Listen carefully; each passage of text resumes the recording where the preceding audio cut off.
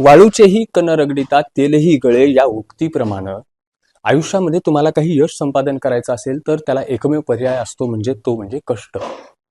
आणि अशीच एक कहाणी आज मी महाराष्ट्र टाइम्सच्या माध्यमातून आपल्या समोर घेऊन येतो आहे. किरण सोनवणे याची नियुक्ती जेलरपदी झालेली आहे.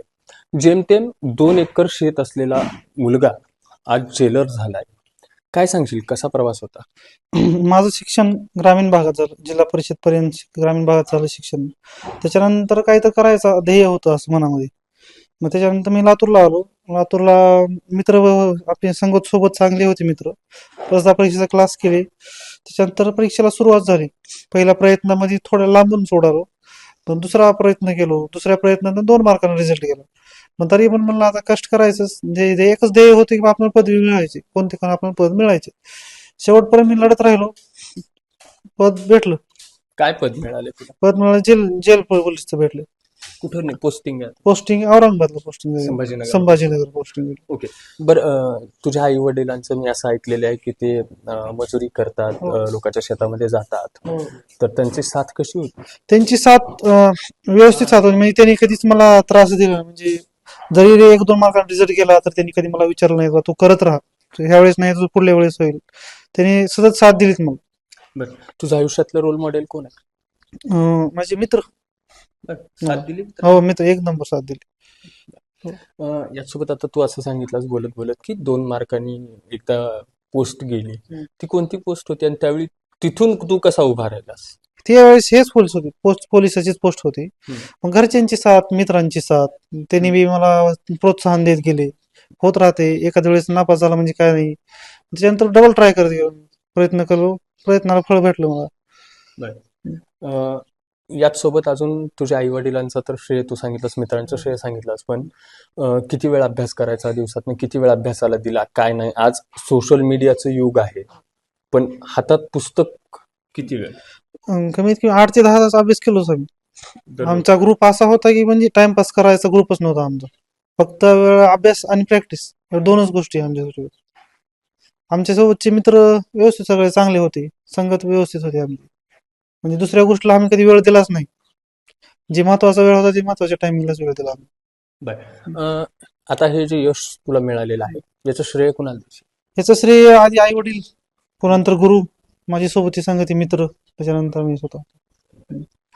एकूण किती वर्ष लागले तुला या पदात? ह्या प्रवासाला मला खरं तर 4 वर्ष लागला. कोरोनाच्या नंतर मी रेग्युलर राहिलोच कंटिन्यू. त्याच्या अगोदर थोडं केलं, परत कोरोनामध्ये थोडं स्टॉप झालं. त्याच्यानंतर कोरोनाच्या नंतर रेग्युलर राहिलो. 4 वर्ष वेळ लागला मला. 4 वर्ष.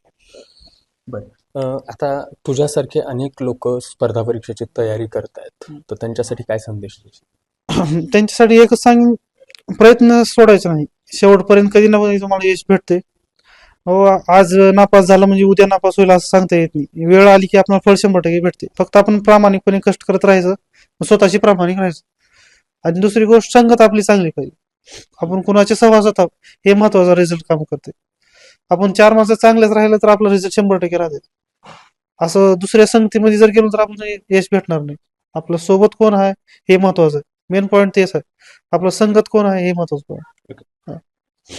आता आपल्यासोबत किरण सोनवणेचे मित्र आहेत. काय सांगशील, कशा प्रकारे मित्रांनी तुझा अभ्यास केला? तसं तर बघायला गेलं तर किरणचा प्राथमिक प्रवास हा जिल्हा परिषद शाळेमधूनच झालेला आहे.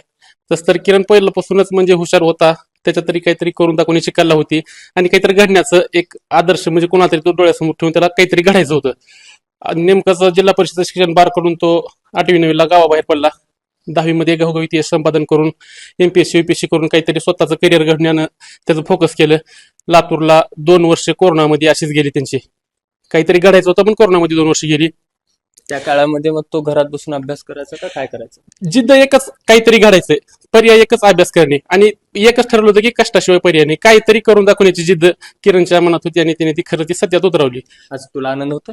आनंद म्हणजे द्विगुण, कारण आज माझा मित्र कुठेतरी मोठ्या पदाला गेलाय. यापेक्षा माझा आनंद मी काय शब्दात सांगू शकत नाही. आणि राहिला प्रश्न, नंतर किरणनं काहीतरी स्वतःला करण्याचं ठरवलं होतं, ते त्यानं ह्या गेल्या भरतीमध्ये करून दाखवलं. हा तो संभाजीनगरला जेल पोलीस मध्ये त्याची निवड झाली आहे. काय सांगशील, सोबत अभ्यास करायचास दररोज आणि आज तो तुझा मित्र जेलरमध्ये नियुक्ती झाली, कसं पाहतोय? फर्स्ट टाइम म्हणजे स्टार्टिंग करायचं झालं तर पहिल्यांदा त्याचं मी मनापासून अभिनंदन करेल किरणचं. मित्रासोबत तो आत्याचा मुलगा पण आहे, माझा मित्रच आहे, सोबत रूमला एकाच राहायचो. आणि खरं बघायला गेलं तर म्हणजे किरणचा प्रवास हा खूपच वेगळा होता.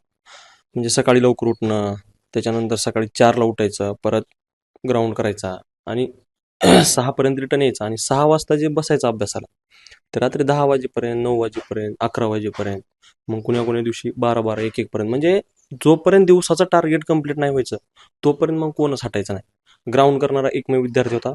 आम्ही बाकीचे मग आम्ही MPSC करायचो त्याच्यामुळे आम्ही ग्राउंडला जायचो नाही. आणि किरणचं कसं होतं, किरण हा म्हणजे संयम आणि प्रामाणिकपणा असं म्हणजे कसं कुठं तर रक्तात भिनले आपल्या असे प्रामाणिक.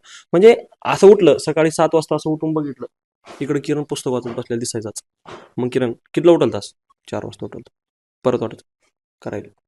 म्हणजे त्यांनी आत्ता बोलवत किरणने अशी गोष्ट सांगितली की संगत स्वतःची जर चांगली असेल तर नक्कीच यश संपादन करण्याचा जो मार्ग आहे तो सुकर होतो. हा हे बरोबर आहे सर.